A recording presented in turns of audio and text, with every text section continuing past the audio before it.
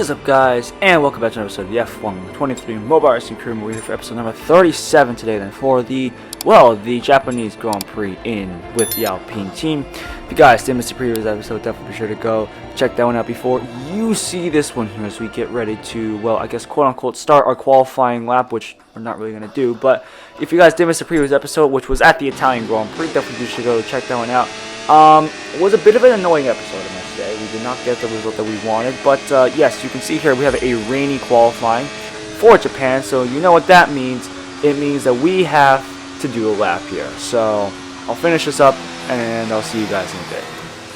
Right, so after finishing that, yeah, we're starting last, of course, but I didn't want to bore you guys doing another stupid lap in the qualifying rain, only to qualify P20, but we're here then for the Japanese Grand Prix. It's actually going to be a bit of a tough episode, though, with this rain, but can we salvage anything? 5 red lights. It's lights out, and away we go. You can see riding on a wing cam here, a nose wing cam, and getting actually not the greatest start compared to other guys. So Noda actually got a really good start off the line here, but we're going to make our way into turn 1 here, nice and easy here, try not to hit any of the guys here. Into his turn 2, then now making our way up on the inside of the Japanese driver. This is, of course, his home Grand Prix here. Trying to make our way around the outside of a couple of these Williams drivers, but they're actually blocking the way here. Annoying. We get a contact penalty for Sargent, who brake checked us into the start of that S section. That was really, really unfortunate. I don't know what he was thinking there, but that's us up into P19 at the moment here. Now we got to make it up all again here as we get really wide here. There's just no grip on these wet tires here. But now we have a decent slipstream run, now making our way into sector 2. Verstappen, by the way, is leading this Grand Prix. Of course, there's a bit of a squabble up ahead there with one of the guys. We're going to send it up the inside of Sargent here, trying to take it nice and easy, but actually got stuck on the inside curve there, which is going to cause us to lose a huge amount of momentum. But luckily, a big place to dive him is right into this hairpin here, up the inside of 4 cars there in the end of it, making our way back up into P15 then. So with Hulkenberg just up ahead in 14th, hopefully with the straight line speed of this Alpine and the slipstream, we should be okay. We are better, of course, than the Haas car on paper here, but we do have the supreme confidence in the corners at least. So making our way into spoon curve here, trying not to touch the outside curbs. Those ones will slow you down quite massively here if you go off track. So just trying to keep it on the black stuff here as we make our way towards 130R. He's getting a nice slipstream behind Hulkenberg, and then making our way up into P14. We got Piastri just up ahead of us in 13th there. He almost makes a move there on 130R, but luckily he backs out just in time. That's actually going to give us a prime opportunity to send it up the inside of not only him, but also Bottas as well. Actually, Bottas gets away with it scot-free.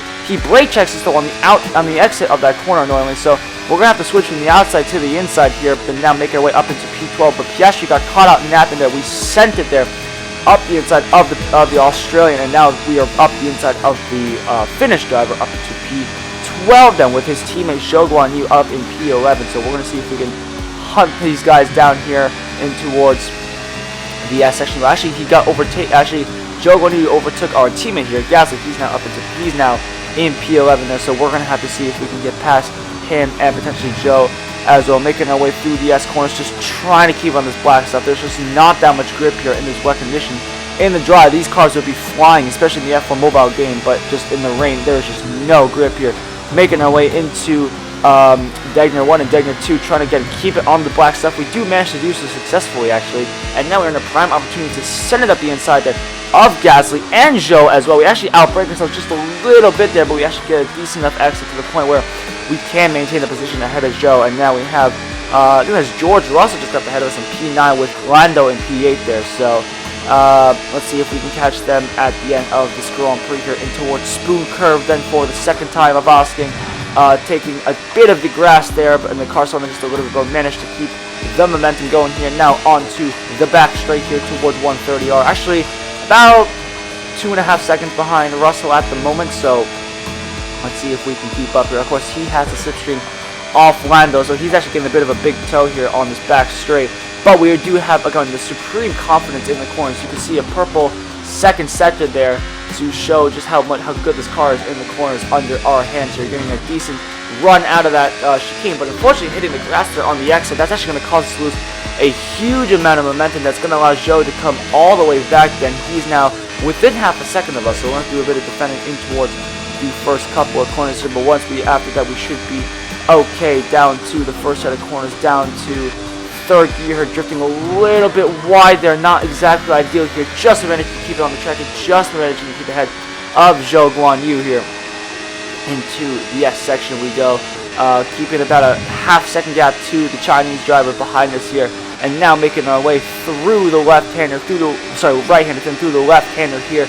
Going on my left and right, so I don't know why, but we can keep our momentum going. Gasly's now up into P11, and so that's actually very nice for the Frenchman, but unfortunately only one of us is going to get points as it stands at the moment, unless some driver up ahead makes a huge mistake.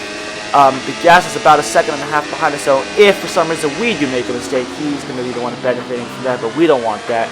We, of course, want to score the points for the team here, but we'll have half a lap to decide that, but we are looking good so far here in towards Spoon Curve. Russell's about 3.5 seconds ahead of us, so it's not really going to matter if we get P9 or not. I don't think it's really going to happen anyways, but into Spoon Curve, taking it nice and easy here down in third gear, let the car roll through, and now onto the back straight here where we can just settle down here and take home a P10. Unfortunately, it's going to be another small points finish here. Of course, last time we finished P9, this time we finished P10, so can't salvage anything here at this point is really the main goal here. Verstappen's going to win this Japanese Grand Prix, then 4 Red Bulls to make it 2 wins in a row. Then for that Red Bull team here, for us, we're going to come home in P10 then, 10 seconds off the lead there. It's going to be disappointing result, but we can somewhat manage that. We come across the line to finish with 1 point. That's going to be it then for this episode. Thank you so much for watching, you guys.